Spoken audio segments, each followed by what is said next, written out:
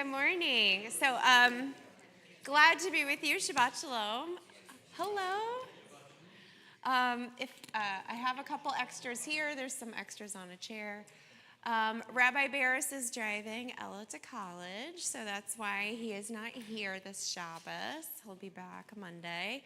But I am always excited to be here, always excited to get to study with such an amazing group of adults who care about Torah and who want to study. So, all right, so I guess let's sing. V'shamru b'nei Yisrael et ha-Shabbat la'asot et ha-Shabbat l'dorotam berit olam. V'shamru b'nei Yisrael et ha-Shabbat la'asot et ha-Shabbat l'dorotam berit olam. B'nei uvein b'nei Yisrael oti le'olam, oti le'olam. V'shamru b'nei Yisrael et ha-Shabbat la'asot et ha-Shabbat l'dorotam berit olam. Ki sheshet yamim asa Adonai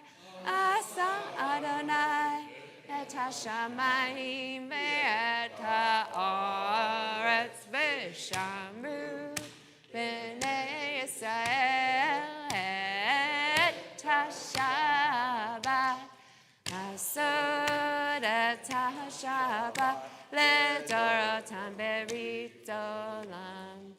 Uvayom hashvi shavat vayinafash, shavat vayinafash, shavat vayinafash. V'shamru b'nei Yisrael et ha-Shabbat la'asot et ha-Shabbat l'dorotam berit olam. Sabri. Baruch atah Adonai Eloheinu melech haolam, borei peri hagafen. Amen. L'chaim. Ooh, that Welch's. All right. And our blessing over Torah study.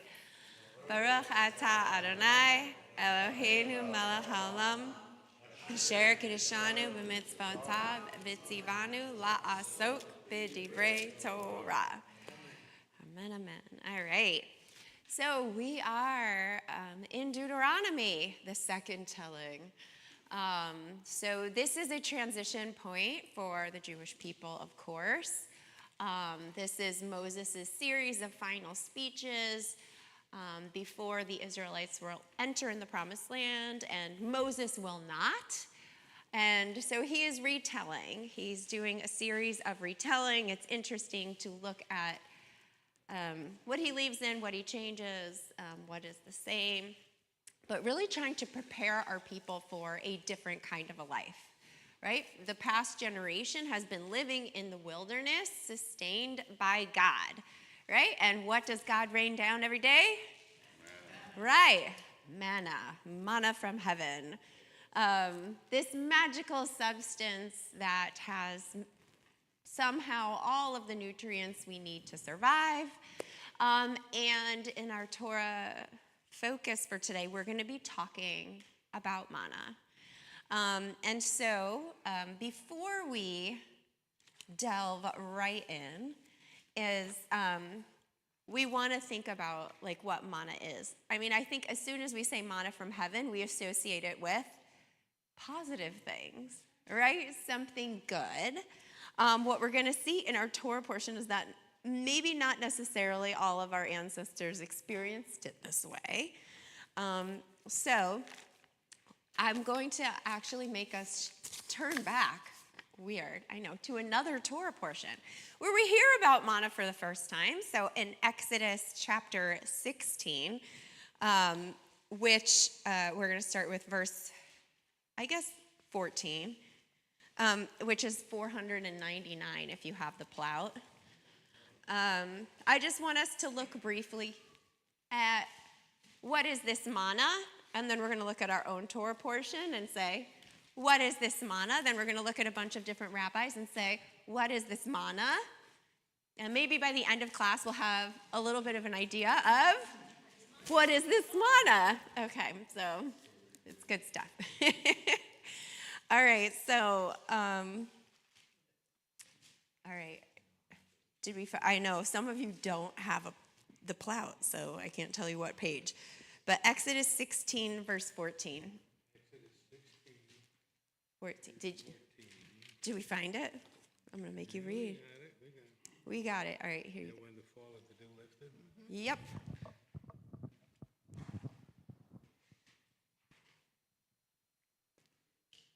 Will you read? Yeah. Yeah, I'm ready for you.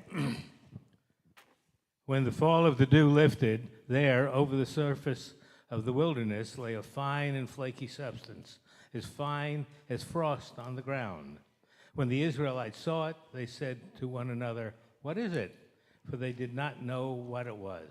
And Moses said to them, "That is the bread which the Eternal has given you to eat. This is what the Eternal has commanded.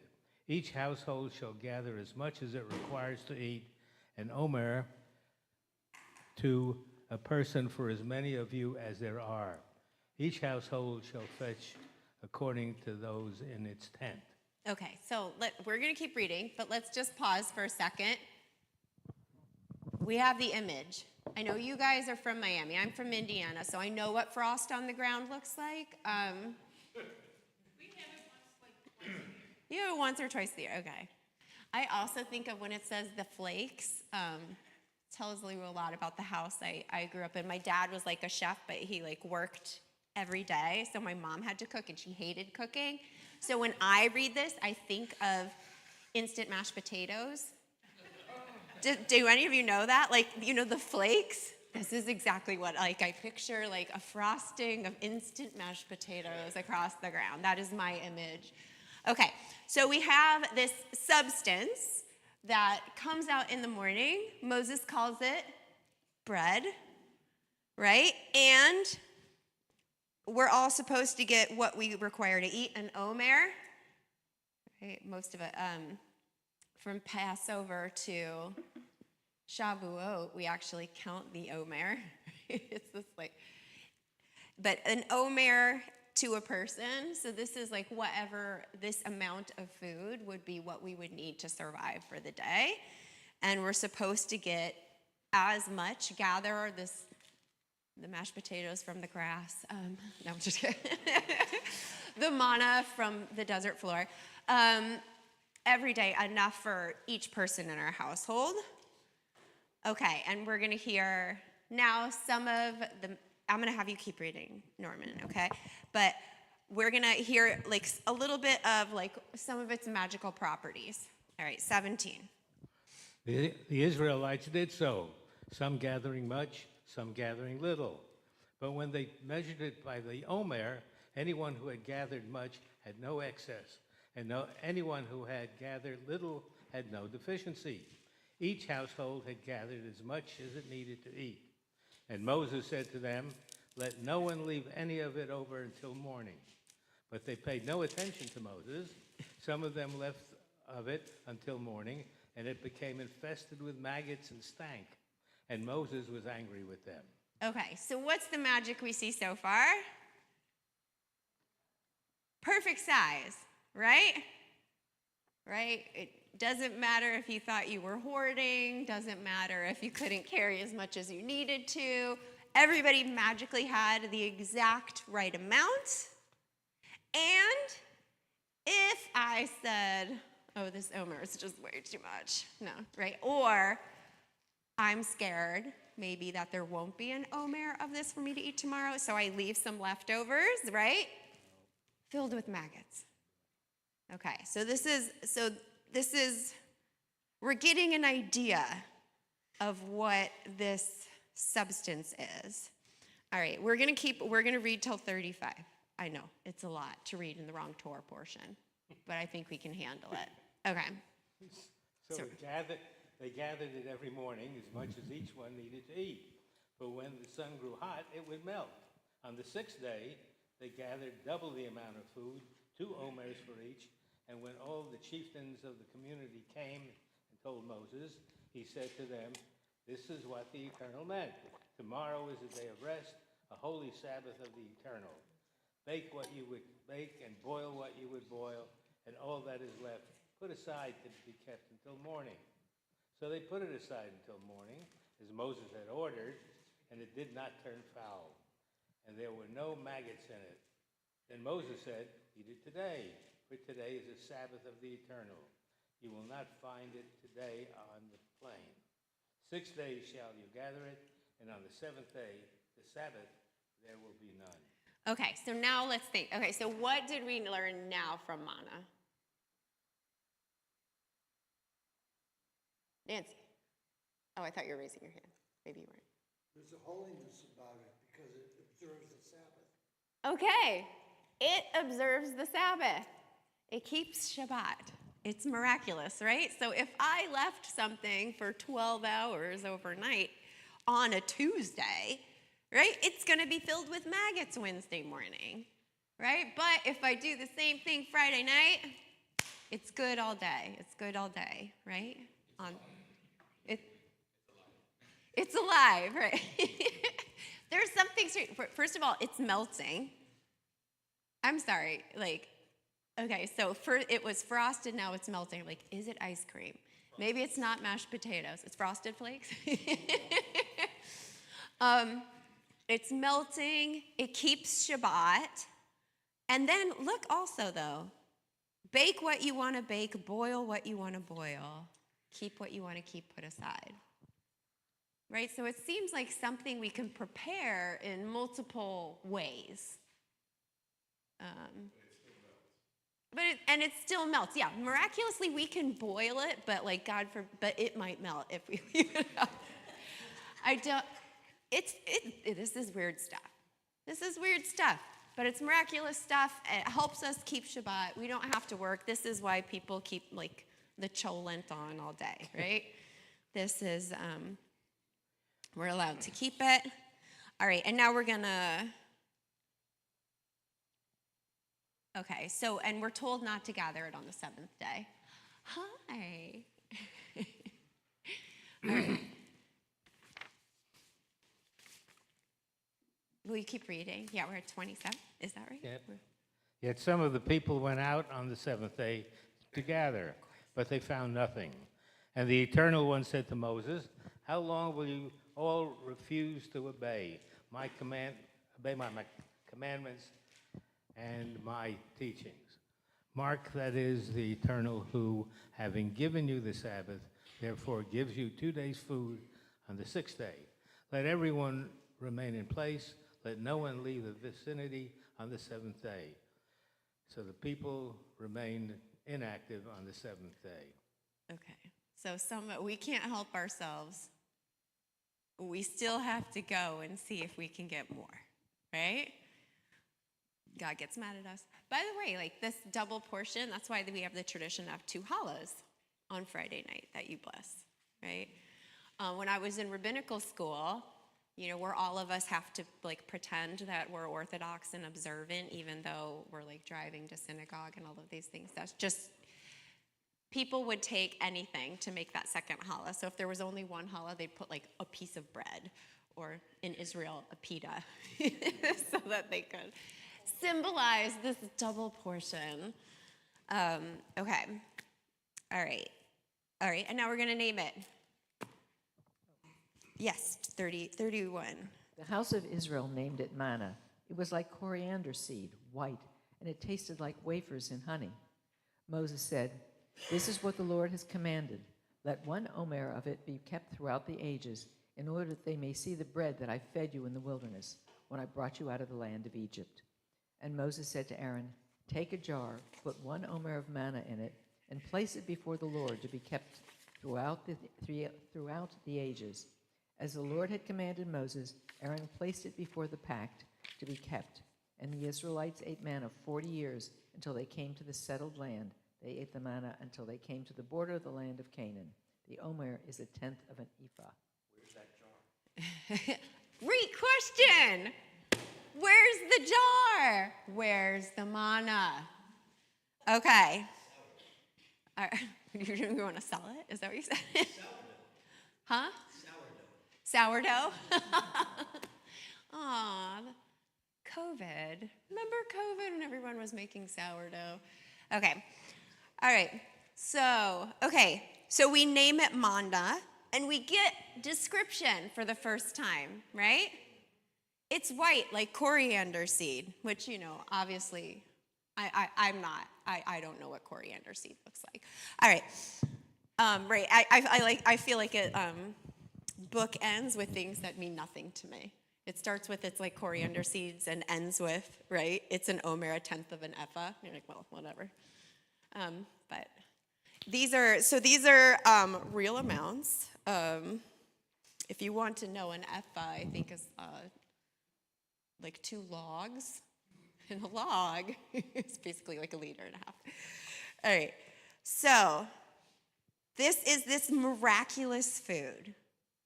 It is a miracle food. Everything we need.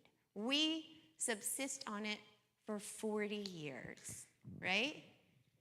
So we hear about this, and it says these things, which I want us to keep in mind, because we end this little section about manna where it says, until they came to the border of the land of Canaan, which is our Torah portion this week, okay? We have this amount, and there's this jar of manna that is kept throughout the ages, right, placed before the pact. So it is in the ark. It is in the ark. So Where's the ark? Where's the ark? I mean, Ethiopia? That's okay. So, once again, we think to the wisdom of Indiana Jones and finding the ark, and you're like, another thing they forgot, Hollywood, right? Where's the manna jar? Okay. So I want us to keep in mind, though, like this miraculous substance is holy, right? It's kept in the holiest place next to the tablets, right? And we're taking it with us throughout all of our travels. I thought Paul put it in the manna fort. But by the way, he does puns in Hebrew too, so it's good. Okay, so now we're going to actually go to our Torah portion, which is in Deuteronomy. So Deuteronomy, we're going to look at chapter 8, where we get into manna. And what is this manna? If you are in the Plout, we are going to begin to read I'm in 8, yes. 8 is here. Okay, 1,387.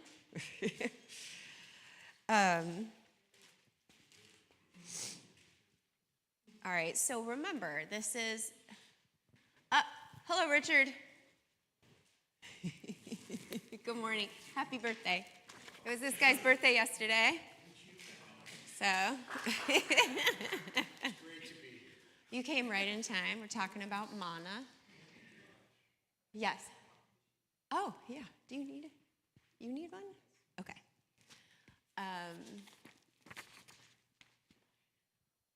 All right, so we're going to look at the way that Moses describes manna as they're about to enter the promised land, right? And think about, they are, for the first time, not going to be eating manna, okay? By the way, there was, it's not on anymore, but there was briefly a podcast called Stories We Tell, and it was like just rabbis telling Jewish stories. And one of the stories I absolutely loved. It was a woman talking to her daughter about entering the promised land. And her daughter's, asking her, like, oh, Moses says we're not going to eat manna anymore. What are we going to eat? And she starts describing, this child has lived her whole entire life waking up and having this magic substance that all they have to do is go out and collect, and it tastes delicious, and, right, apparently it melts and they can bake and they can boil it, right, all these things, right?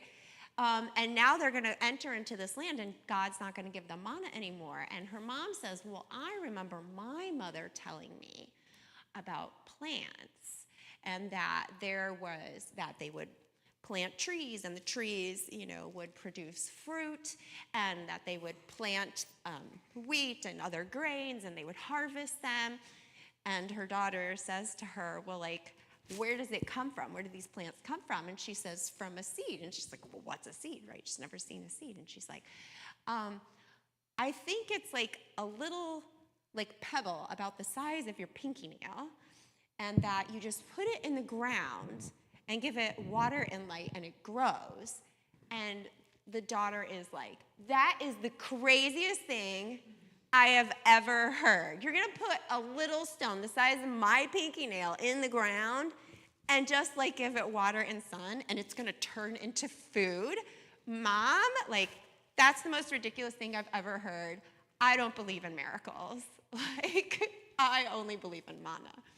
Right. And I loved the story because it, like, turns the whole concept on its head, right? Like, that we think about the manna as this miraculous thing, and we, like, forget how miraculous food is, right?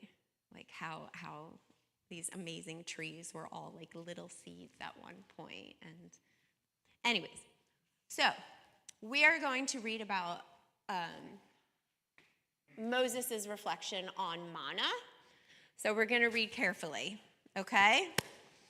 By the way, this is, I spoke about this a little bit last night, but if I were going to rename this Torah portion, I would call it Moses is Insecure, okay? All right, so will you read for us? Chapter 8, verse 1. 1. You shall faithfully observe all the instruction that I enjoin upon you today, that you may thrive and increase and be able to occupy the land which the Lord promised on oath to your fathers. Remember the long way that the Lord your God has made you travel in the wilderness these past 40 years, that he might test you by hardships to learn what was in your hearts, whether you would keep his commandments or not. He subjected you to the hardship of hunger and then gave you manna to eat, which neither you nor your fathers had ever known, in order to teach you that man does not live on bread alone, but that man may live on anything that the Lord decrees. Mm-hmm. The clothes upon you did not wear out, nor did your feet swell these 40 years. Bear in mind that the Lord your God disciplines you just as a man disciplines his son. I therefore keep the commandments of the Lord your God. Therefore keep the commandments of the Lord your God, walk in his ways, and revere him. All right, thank you. All right, so what do we learn about the manna? It doesn't necessarily sound as romantic as what we just read in Exodus, right? It's part of a test that God is giving us. The manna is a test. He afflicted us by letting us hunger and feeding us with manna. In the Hebrew, it's not as separated as it is here in the English. Here in verse 3, it says, he subjugated you to the hardship of hunger and then gave you manna to eat. Makes it sound like we were hungry, he fed us, right? But the Hebrew is a little bit more ambiguous, where it seems like the hunger and the feeding with manna are related to each other, not in one necessarily solving the other, but in them being both things that God is doing to them. I know this is horrible, but I literally, before I came here, was watching the behind the scenes of The Biggest Loser. So now that's what I'm thinking of, just in case you're bored and you want to watch it on Netflix. But I used to watch the show back in the day. Anyways, and the contestants talk about how they're like hungry all the time, right? They're eating, but they're hungry all the time, right? So like, is that what's happening here? Are we eating and hungry all the time? How is there still an affliction when God is feeding us, especially if it's like coriander seed and tastes like wafers and honey, or according to other midrashim, tastes like everything that we could possibly want it to taste like. Okay, so we're gonna look at the Ramban,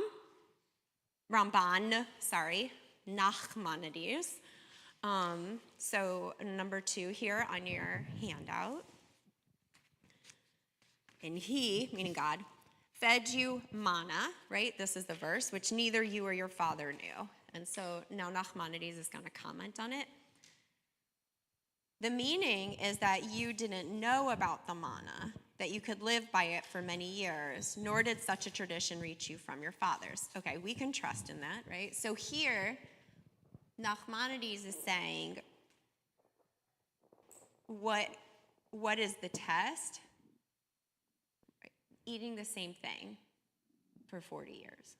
Sounds a little bit like a nightmare, right? Yeah. Isn't there a thought that the manna could taste like anything you want it to taste? Yes. If you like barbecue, it tasted like barbecue. Yes. Okay, yes. So let's look at some of those things. Hold on. I think I have everything here.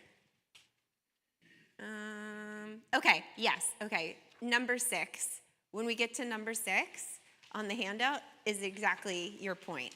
So let's look at a few things. First, okay, let's look at number 3 on the handout. Oh, hold on, let me just read. I wanted to throw in just these 2 lines too, from 15 and 16.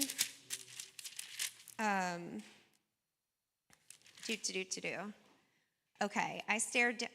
Nope, this is the wrong chapter, Rachel. All right. Deuteronomy 8, 15 and 16. Okay. Okay, beware. Okay, this is, take care. Okay, look at 11. Take care lest you forget the Lord your God and fail to keep God's commandments, God's rules, and God's laws, which I enjoin you today. When you've eaten your fill and have built your fine houses to live in, and your herds and your flocks have multiplied, and your silver and gold have increased, and everything you own has prospered, right? Beware when you're doing good and you can buy a house in Pinecrest and you don't have to live from check to check, right? Beware lest your heart grow haughty and you forget the Lord your God who freed you from the land of Egypt, the house of bondage. 15 and 16 is the manna. Who led you through the great and terrible wilderness with its seraph serpents and scorpions. By the way, an aside, some people think that means dragons. Okay, it's just, I love that kind of stuff. Okay, a parched land with no water in it, who brought forth water from you from the flinty rock, who fed you in the wilderness with manna, which your fathers had never known, in order to test you by hardship, only to benefit you in the end. And you say to yourselves, my own power and the might of my own hand have won this wealth for me? Remember, it was God who gave you the power and the wealth and the fulfillment of the covenant. Okay, so when we start getting full of ourselves, right, and thinking like, I've been really successful in business. I really saved well. Like, look at this life I've created for myself. Don't forget. Right? Don't forget, this is all from God. Don't forget how God tested you. Don't forget how God gave water from a rock and this manna, right? But again, in order to test you by hardships. Okay, so now we're going to look at all of these texts that I've collected about manna. So the first is from Pirkei Avot. So this is from the Mishnah, the text number 3. This is one of the most fascinating things that we could spend an entire Torah study deciphering. But basically, right, we know on the 6th day, right, God creates all the animals and humanity, basically, all the mammals, right, and humanity. And then on the 7th day, God what? Rests, okay? And then God creates all of these laws, right? Some people call it like physics. okay? There are all of these laws about how the world works and how the seasons and time works. And then we have these incidences throughout the Bible that seem to contradict what we know to be the laws of nature. And so the rabbis say that on the twilight, like between these days, the last day of creation and Shabbat, God created a few exceptions to the rules of nature. And that's what we get here in Pirkei Avot. Okay, what are they? The mouth of the earth. Okay. This is like, I feel like this would be a really fun quiz for those of you who come to Torah study regularly, but I'm not going to like punish anyone by putting you on the spot. Okay, the mouth of the earth. All right, when Korach leads the rebellion, remember what happens? The mouth of the earth opens up and swallows him and his people, okay? Not a normal thing, according to the rabbis. So the mouth of the earth was created. That moment where everything like goes against the natural way the world works, created on the twilight between the 6th and 7th day. Okay, the mouth of the well. This is the miraculous well, Miriam's well, that came with us as we traveled throughout the desert. Okay? The mouth of the donkey. You guys are going to get this one. Oh, you got it. Okay, so like this is Balaam's ass, right? The talking donkey from Shrek. Okay, 4, the rainbow, right? Noah, we got that one. Number 5, the whole reason I'm including it, the manna. All right, so the point being, okay, the next is, I'm sure you want to do all of these now, right? I can't just stop at 5, the point. Okay, so we'll come back to 5. Okay, 6, the staff of Moses, right? Moses is talking to Pharaoh, right? Like the staff, it's magic, right? It turns into a snake, it comes up, it splits the sea, it gets water from a rock, it spreads the lice in the air, right? It's a magical staff. The shamir is okay. You know when you go to Egypt, I've never gone to Egypt, but you know when you go to Egypt and they like talk about how like building these pyramids is miraculous, how did they do it? Like what, right? Same thing when you go to Herod's temple. Now, especially when you go to Jerusalem, you can actually go back behind and you can see the different layers of the temple and where they were counted. And you are going to be amazed, right, at how this was created 2,000 years ago and it's so symmetrical. Like, how did they do that? How did they carve the stone? Well, guess what? They had a magic worm called the shamir who cut all the rock, okay? Mm-hmm. Yeah, I'm telling you. Well, one day I will come here and we will just do like stuff that will either make you fall more in love in Judaism or decide that Judaism is like a bunch of crazy people and you want nothing to do with it. We'll talk about the shamir. We'll talk about the dragons. It'll be great. Okay. The letters, the writing, and the tablets. What are all these references to? Right. Okay, good. Good. So the Torah actually pre-existed creation, right? The tablets. Okay. All right. And then I can't stop myself because I think it's so fascinating. And some say also the demons, the grave of Moses, the ram of Abraham, our forefather. That poor ram was stuck in the thicket since creation of the world. All right. And some say also, it's my favorite one, tongs made with tongs. Okay, so this is kind of a chicken and the egg kind of a thing. So if you are going to forge something in iron, right, you need tongs. But the only tongs strong enough are tongs forged in iron. So how do you get your first set? So the tongs that made the tongs were magically created on this day, this twilight between the days of creation. I love it. I absolutely love it. Okay, but manna, right? Manna is here. So it already teaches us that manna is a freak of creation, right? It goes against all of nature. There is nothing that we can subsist on that will keep us alive for 40 years, okay? Closest, obviously, is mother's milk. But even then, you get like 6 months, okay? So, All right, so miraculous thing. We're going to look for more. Okay, so now brachot. So this is from the Jerusalem Talmud. Babylonian Talmud. Number 4. All right, beautiful. I love this text. Who's reading to me? Are you going to read to me? Here. Will you read? You want to read to me, Belle? 4. The Gemara elaborates, our fire is 1/60th of the fire of Gehenna. Honey is 1/60th of manna. Shabbat is 1/60th of the world to come. Sleep is 1/60th of death. And a dream is 1/60th of prophecy. All right. Isn't this like a delicious text? Don't you love this text? Okay. Right, so our fire is 1/60th of the fire of hell. There goes Jews not believing in hell, right? Honey, 1/60th of manna. Okay, so that is like, we're living in a world, I like to give you all the rabbi texts, and I want you to like think about, is this in conflict or in harmony with what we've learned so far? Yeah. So, Rabbi, on a totally askance thing. I love askance things. Yes. When I bake challah, Yes. I use honey. Yes. So, therefore, I'm recreating Manna. each time manna, as well as the loaves that were in the temple.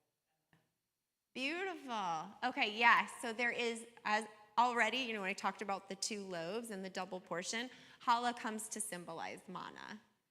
And challah is a miraculous food, first of all, because it's delicious. But if you think about it, right, it does have, it has the flour, and it has the sweet, and it has the eggs, so it's a little bit of protein. It has, all the... Why Scott, 1/60th? mine, I put the everything bagel on top, so then it has the salt. Why right. 1/60th? I mean, what is the significance of that number? So, okay, I will tell, 1/60th is a very important number. When we talk about the payot, not these, but the corners of your field that you're not supposed to harvest, it doesn't tell us what it is. The minimum is 1/60th, okay? When you visit someone who is sick, you take away 1/60th of the disease. So there is this pattern of 1/60th. But here, so, Shabbat is our glimpse of the world to come, but it's only 1/60th. Right? Sleep is 1/60th of death, and a dream is 1/60th of prophecy. All right. 55 parts out of the 60. Where's the other 55? Right? We need, yeah. Okay. So here, we've learned so far that, manna is this miraculous thing that was created before the world could really commence. It defies nature. Honey is 1/60th of manna, right? So, this is delicious. And now we're going to see more. So now we're going to go to another part of the Talmud. We're going to look at Yoma. This one I have, Yoma, there's a lot on Yoma. So 74 and 75 all talk about manna. So I broke it up a little bit so we can pause and have conversation. Okay, so 5, do you want to read 5 for us? Yoma.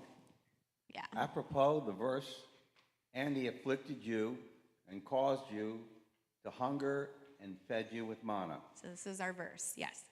The Gemara expounds related verses. The Torah states, who feeds you manna in the desert, which your fathers did not know, in order to afflict you?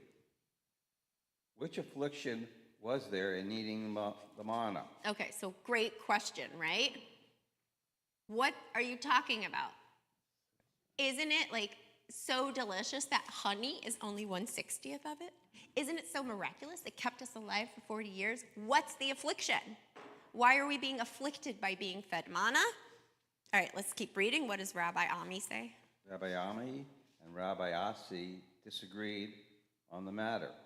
One said, "There is no comparison between one who has bread in his basket and one who does not have bread in his basket. The affliction, meaning the manna, lay in there being no leftover food for the next day. Each day, the people worried that they might not have any food to eat the next day." Okay, so what is the first idea of the affliction? The affliction is?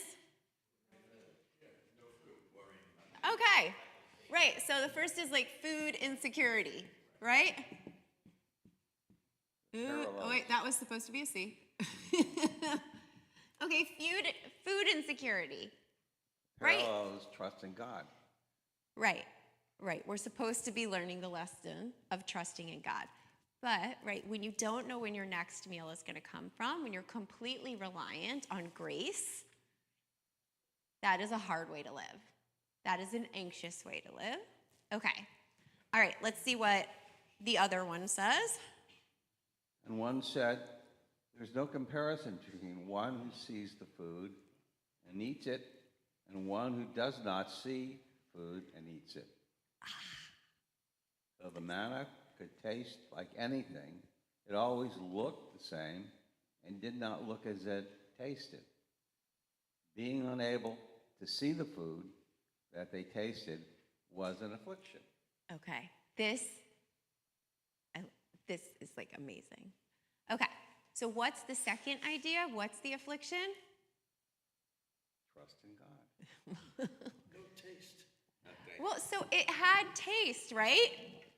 But it was always white bush, right? Right? White mush. Can you imagine like eating like a perfectly cooked steak and looking down and it looking like mashed potatoes? Or mush. Could you imagine, right? Like having something that was like, you know, like a crisp, delicious ripe apple, but you look down and it looks like steak. No, it looks like white mush. Right? Not only is it the same thing they're looking at, it's bland looking. Right? A lot of what we pay for when we go to these fancy restaurants is the presentation. Yes. Right? Like the sight of the food and the color on the plate and the way that it's laid out. That's what I feel like I will tell you most of the Talmud, I actually joke with my rabbis that I study Daf Yomi with, that like if they took out the arguments over who said what, it would be like one book instead of 6, okay? Like but they don't like get into like who said what. Was it Rav Ashi or was it Rabbi Ami? But I think whoever said that second one probably was a foodie, right? And like knew like you can eat something that's good, but if it doesn't look good. Okay, and now have any of you done the like eating in the dark, the blind eating? So in Israel, that's where I did it. There's a place, a restaurant that's totally run by blind people, and it's a blind experience. It's completely black. In there, you cannot see anything. And you eat, and you do like focus in, but even then, it might not have like the texture, right? And texture is so important, right? I know so many people who don't like X food because of the texture of it, not because of the flavor. Yeah. I think that what you're talking about really are progressive levels of dissatisfaction or affliction. But in the first one, we really didn't talk about so much. The hunger itself Yeah. is the most primitive and the most severe as far as I'm concerned. Once the hunger is satisfied, you can then go on and, once you know you have a meal on the table, you eat and your hunger's sated. And then you worry about, is there going to be enough for the future? So it's really a step above the hunger. The hunger is the most important, I think. Third, once you have food and you know that there's going to be enough, gee, I'd really like it to look like a steak. Yeah. I miss my Right. So I think God is taking people through a series of stages in this, not just the affliction of hunger. And in each of these, ultimately, he satisfies, and it's he that satisfies that affliction. But they're separate afflictions, and it's a series of them. You know, one parenthetically, what happened to all of their livestock that they've taken with them all this way? Right. Did we only sacrifice? No, they didn't sacrifice it yet. Now they are. Right. They're going to, right, in the temple. That's just a parenthetical. I'm wondering if they did. If you want Right. that state, Yes. What were they eating when they were slaves? What were they? Okay, well, we know. White mush. White mush. Think about it. Okay. But they do, right? They do, and we'll read about that actually in Yoma 75. We're going to see the reminiscing that we did in the desert when we reminisce about watermelon, right? Watermelon and leeks and things like that. Yeah. Right. So it's all about, right? Isn't it all about getting comfortable living in a world where you can't explain everything, where the laws of nature, where laws of nature don't apply. I mean, there's nothing to explain how food shows up every morning when you wake up. There's no laws to explain how the same mush might taste differently every day when it looks exactly the same. So I think it's to your point where you started, which is, there are things in the world that you can't explain by the rules of nature as you understand them. How do you get comfortable with it? How do you account for it? Love it. Okay. Awesome. Yes. First of all, I'd like to speak in favor of powdered potatoes. Oh, If any of you have tried the Idaho powdered potatoes, they're fantastic.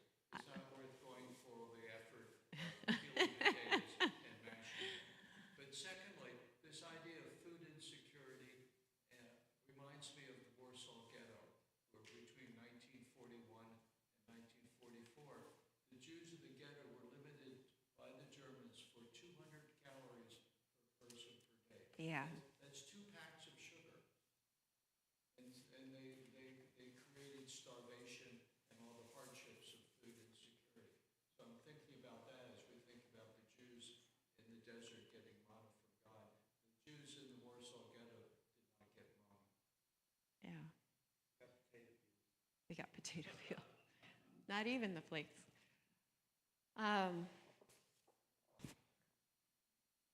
Beautiful. All right, so I agree, right? There's a different kind of food insecurity when we can no longer rely on miracles or to God to intervene, but like we have to rely on people. So we're gonna move forward just with the Yoma 75. I have it in like, this is all one text, but you can see I put like A, B, C, D, etc., just so we can pause between reading these sections of Talmud. Who's reading for me now? Gary? You read for me? Yes, we're 6a here. The Gemara returns to the same verse. It states, "We remember the cucumbers and the melons and the leeks and the onions and the garlic." Numbers 11:5. Rabbi Ami and Rabbi Asi debate the verse's meaning. One said they tasted the flavor of all types of food in the manna, but they cried because they could not taste the tastes of these 5 foods that they mentioned. And one said they tasted the flavor of all types of food as well as their textures. The sensation was so strong that it seemed to them like they were eating those very foods. However, with the foods they listed, the people tasted only their flavor but not their texture.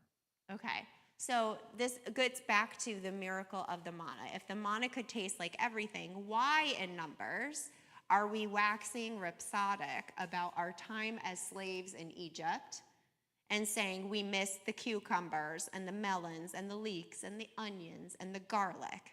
Like, why are we missing those particular foods. And again, same two rabbis, right, discussing the manna. And they're arguing, one saying they could have a sirloin steak, they could have an apple, but no watermelon. And they missed the watermelon, right? And the other one saying, no, they could have all of those things, and it tasted like I was chewing the steak, and it tasted like I was biting into a crisp apple. But when I went to eat the watermelon, it felt like mashed potatoes, right? So again, just like debating on if we have this miraculous food, what's wrong with it, right? Why are we complaining about it? Why is it being called an affliction? Why are we missing the leeks and the onions and the cucumbers, right? Again, was this good or bad? Yeah. Yes. So would this be the reason, at some point the people complained they missed meat, and God gave them quail to Right, until it was coming out of their nose, yes. Would that be the same reason that because they could actually say, oh, it tastes like quail thing, but it's the texture? Do you think that's? We don't know. This is why we look at the rabbis, and the rabbis don't even agree with each other. They have the same kinds of questions we do. And so I'm not going to pretend that what Rashi says is right, because it's just one opinion. I think it's for us to say, okay, if I were living in the desert, what would I be missing? Right? And we think about that. We do, high holidays are coming, right? Every year we do the high holiday food drive for people who are food insecure, right? We go 25 hours-ish, right, not eating on Yom Kippur, so we're supposed to donate what our household would have eaten, at least for that day, to people who don't know when their next Yom Kippur is, okay? Or who don't know where their next meal is coming from. And what do we give them? It's not usually the best stuff, right? Maybe you guys do. But usually it's canned fruit, canned beans, everything kind of turns into mush, right? And so, we know, from experience, we can be being fed, and we can be being kept alive, and we can still miss the feel of meat in our teeth. Yeah, but isn't the can't good because it's what's not necessarily because they're giving canned? Because you can't just donate a fresh chicken and spoil by the time. Yes. Okay. Very fair. Right. So, and right. Normally, we give things that are, especially on the high holidays, it's going to sit here at the temple for 3 days, right? So you're not going to give a frozen turkey. And it's not going to be on Friday, so it's going to go bad. Right. But all of Torah has very layers and layers of meaning. And I think too often what we do as rabbis is tell you this is what it means because this is the version I like. I want to show you the rabbis have lists and lists of meaning. And what I think is important is for us to say, okay, well, what is the manna teaching me right now? What is the manna teaching me when I'm giving food to people, right? So when I used to do this with the kids in the grocery store, I would ask them to not just get the cereal that's on sale, but what's your favorite cereal? What's your favorite, right? It costs, as you know, way too much to get groceries right now. But, what does it mean to be feeding somebody with dignity and giving people the same kind of options we want to have, right? Maybe that's a lesson. Maybe the lesson also, though, is, right, about, I don't know, the importance of having fresh fruit and meat and how can we make sure that these places have freezers and have refrigerators, so that people have those options. Always, what is it teaching me today? And now part B teaches us something completely different, right? Because they're just talking about manna. So they're starting from this place, right? On on 74, they were starting from the place of like, how is it an affliction? What did it, now on 75, what did it taste like? And now, why was it white? In B. Do you want to read? Or? All right. The manna was called white because it whitened Israel's sins. The people feared that if they sinned, the manna would not continue to fall. Consequently, they devoted themselves to introspection and repentance. Okay, so here's another idea. The manna was white. The manna was white. Why? It whitened our sins, right? We were so scared that God was not going to give us food if we misbehaved that we walked the line. Doesn't sound like the loveliest way, right? But, I mean, come on. That was a common punishment, right? Go to bed with no dinner. Is the whole max where the wild things are is a boy being sent to bed with no dinner. All right. And then C gets into a little bit more. Now we're going to see the magic of manna as a judgment material. Okay? Can we keep reading? So similarly, it was taught in Bareta. Rabbi Yosef says, just like the prophet would tell the Jewish people what was in the holes and what was in the cracks of their souls, highlighting the sins of the people, so too the manna clarified for Israel what was in the holes and what was in the cracks. How so? If two people came before Moses for judgment, one saying, you stole my slave, and the other one saying, I did not steal him, rather you sold him to me, Moses would say to them, in the morning there will be a judgment. How was the matter resolved? If on the following day the slave found his omer of manna in his first master's house, it would be clear that he was stolen, because the manna still came to the first owner. And if on the following day he found his omer of manna in his second master's house, it would be clear that he had been sold. Okay, so now the manna is miraculously solving legal disputes. Okay? Not the most attractive of verses, right? But two people arguing over who owns the slave, right? Well, the omer is going to right? Remember, there's never too much or too little. There's exactly an omer for each person in that household, so that omer is going to show up in the household of the proper owner of the slave. All right? It gets even better. Do you want to read D for us? Similarly? Yep. Similarly, a man and a woman came to Moses for judgment. He's saying, she sinned against me, and therefore I may divorce her, and I'm not obligated to pay her divorce settlement. And she's saying, he sinned against me, and therefore I'm entitled to the full settlement from the marriage contract. Moses would say to them, in the morning there will be judgment. The following day, if her omer of manna was found in her husband's house, it would be clear that she sinned against him. The fact that her nourishment was given to his household signifies the fact that he has respected her appropriately and is worthy of nourishing her. If her omer of manna was found in her father's house, it would be clear that he sinned against her. Her nourishment has not been given to his household, signifying that he has been disrespectful to her and is not worthy of nourishing her. Okay. All right, so your marriage contract, your ketubah, was also your prenuptial agreement. Okay, so if a man wanted to divorce his wife, it says in her ketubah that he owes her this much money.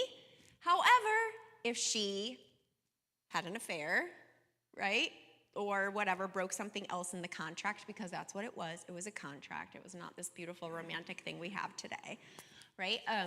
If she violated the rules of the contract, then he wouldn't owe her that money because she violated the contract, okay? So now the omer is appearing either in the husband's home or the father's home based upon if she's right or if he's right, okay? So now in case you were really wondering how they resolved all these disputes in the wilderness, it wasn't just the court system, it was the magic of the manna. Do we have the modern equivalent of manna to resolve legal disputes? What? We have a modern equivalent. Oh, do we have a to modern? resolve legal disputes. I guess like, I think like what? A jury? I was thinking of like, when they do the like lie detector test or the paternity test on like Maury Povich. I don't know. But I don't. Yes. One thing is, what makes you think it says her mana. It's not his mana, it's her mana. Yes. That's to me, because usually it was the men who gathered the mana Right. and brought it in the house, but it was her portion of it. It's her portion. Right. And where is her portion showing up? Is it showing up in the husband's house or in her dad's house? Right? God forbid it would show up in an apartment for her. All right. So again, like this amazing, miraculous stuff. Wait a minute, it gets even better. Oh no, it's already 10. Okay. Okay, I'm gonna have to pick and choose. All right, but I can't because I love everything. It's so hard. Okay, E, it reads back in Numbers again. Okay, it says in Numbers 11:9, when the dew fell on the camp in the night, the manna fell upon it. And it's written in Exodus, and the people shall go out and gather the day's portion every day. And it's written in Numbers 11:8, the people went and gathered it. How can we reconcile these texts, okay? Right? Why it's falling, we're gathering, like who, okay. For the righteous, the manna fell right there on the opening to their homes, right? But for the average people in the camp, it fell out in the camp and they had to get it, and then the wicked had to walk the furthest. All right, there used to be a thing called like a newspaper, and we had newspaper people, right? And if they liked you and they had a good arm, right, the newspaper would go right to your door, right? But if not, right, if you had a dog, God forbid, right, your newspaper is going to be at the end of your driveway, right? So kind of a similar thing, right? So now it's like your walk of shaming every morning, right? Like, oh man, I gotta watch like 20 meters today to get my food. Like, how embarrassing. Everyone's gonna see me, right? Where is my neighbor? It landed right on their welcome mat.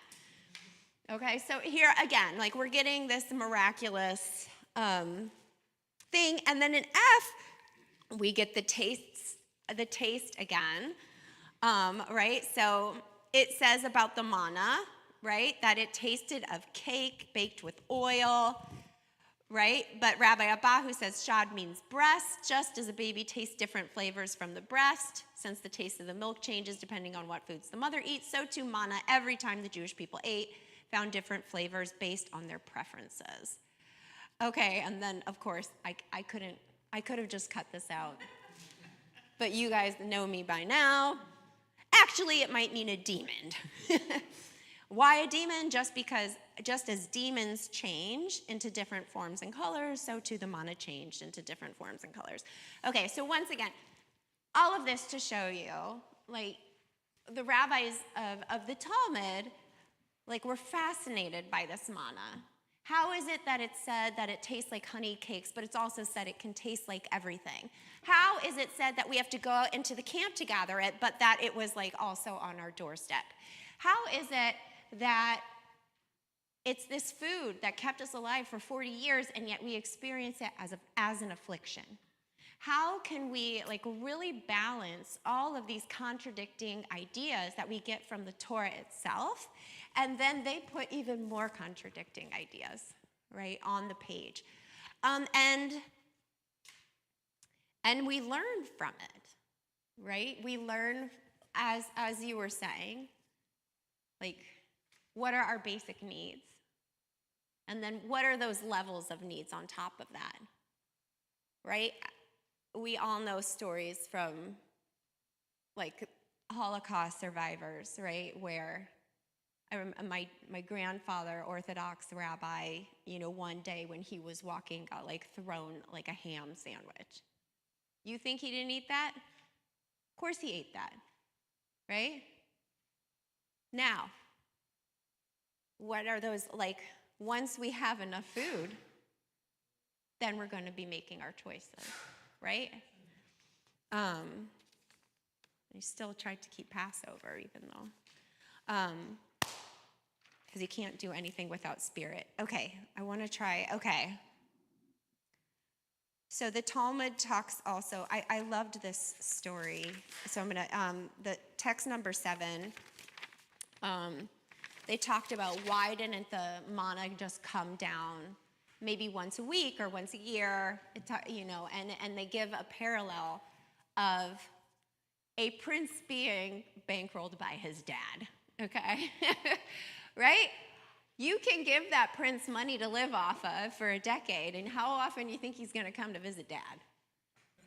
Right?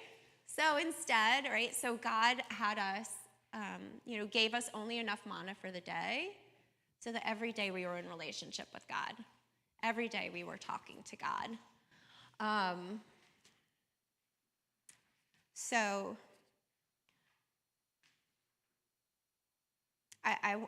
There's so much here, and I know I have to stop. It's like so hard for me.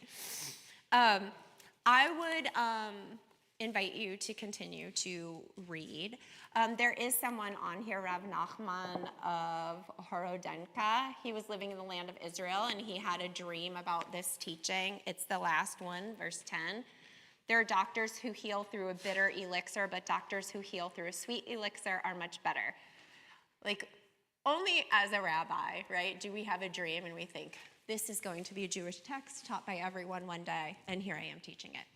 Okay, so this idea is that God can teach us through penalties and incentives, and manna is a lesson for us, right, in order to teach us that we do not live by bread alone, and also in order to teach us that when we have that beautiful, colorful meal with the perfectly al dente asparagus and the perfectly cooked steak and the perfectly mashed potatoes, right? Like when we have that beautiful plate, that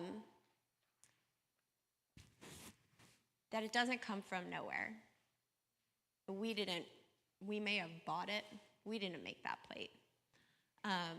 So how do we stay in relationship every single day where we are going to feel grateful, where we are going to feel this was truly provided for me from heaven, where we are going to feel the miracle that we have food, the miracle that we have enough that can nourish us, the miracle that we can be sustained by this, the miracle of all of those textures and the sense and the beauty of the vision, the miracle of the bites.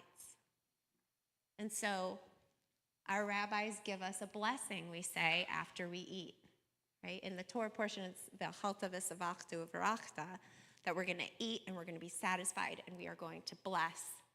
It turns into a whole series of blessings, some from King David and Solomon, and we could study the whole Birkat Hamazon. But what does it mean for us every time we eat that we say, like, not just like, I love coming to Torah study, I love the bagels, right? But that we look at the bagel as a miracle and we think about who helped to bring this to my table?